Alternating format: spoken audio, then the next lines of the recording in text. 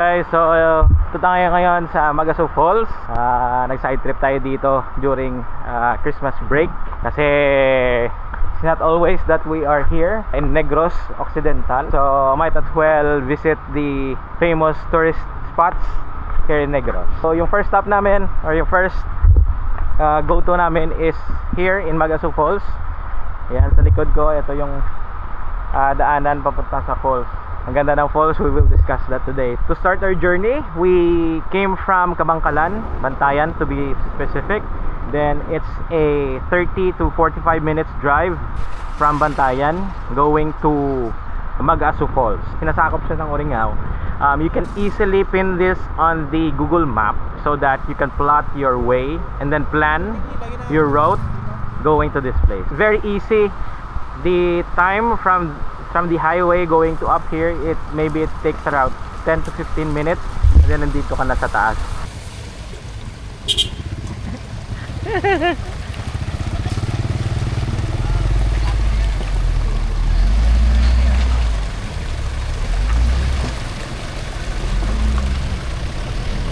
Checking the height of this place, yung meters niya above sea level, it's around 514 meters above sea level. So mataas na siya. So may entrance sila na 50 pesos and then after mo pumasok, you have access to everything the resort. Kasi parang resort siya. One thing to note that kung gagamit ka ng CR, may 2 pesos na entrance fee and then you can use it as long as you stay here. So yun lang. Okay, so sa area na to, syempre yung pupuntahan nyo is yung main pool ng Magasu. And then meron siyang mga cottages, ayan sa likod ko, nakikita nyo. Ayan. Then syempre yung falls sa baba, may mga tables din doon.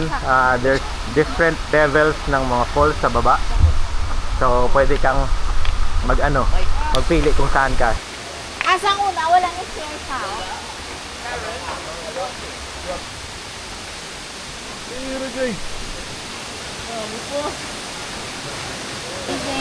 Lugi pa dating sa no? Guni.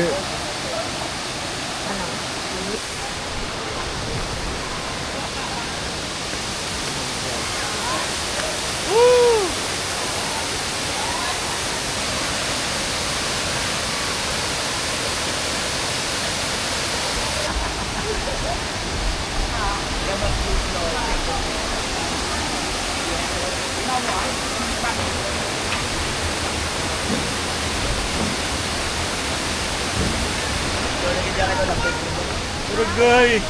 Gili-gili ko picture, no? Woo!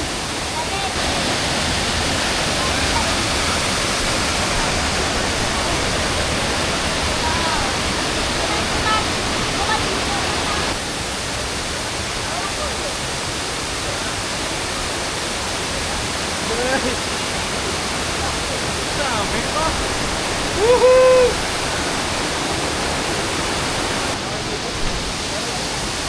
Hindi na ako isang? Mat!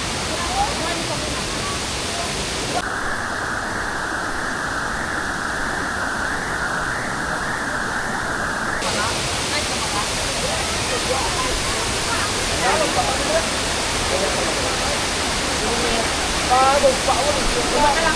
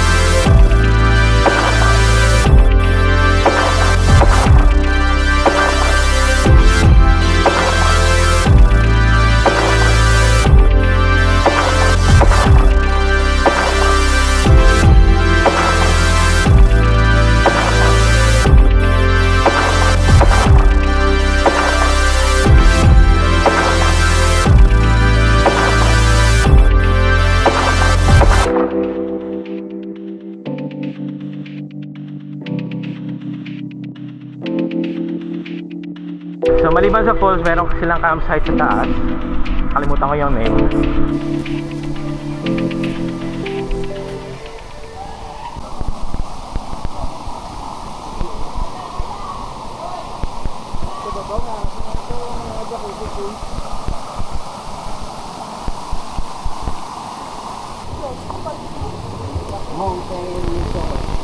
Goko, goko.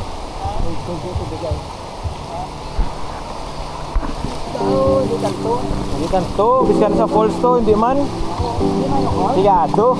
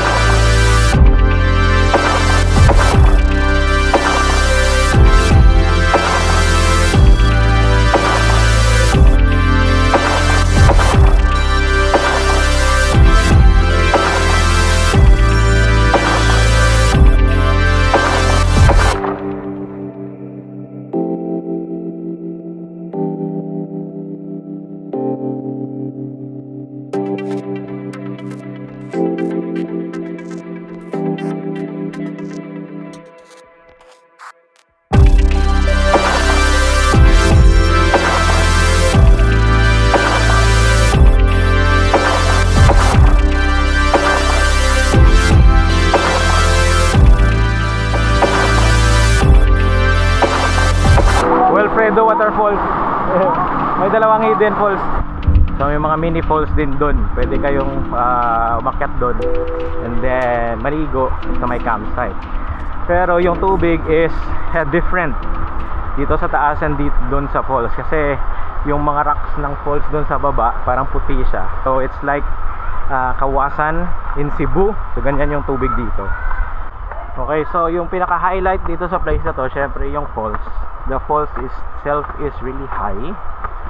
Pero yung kagandahan lang is that yung tubig, grabe, parang ano siya, turquoise blue yung water dito. So kakaiba siya sa the usual waterfalls that I've been to sa Iloilo.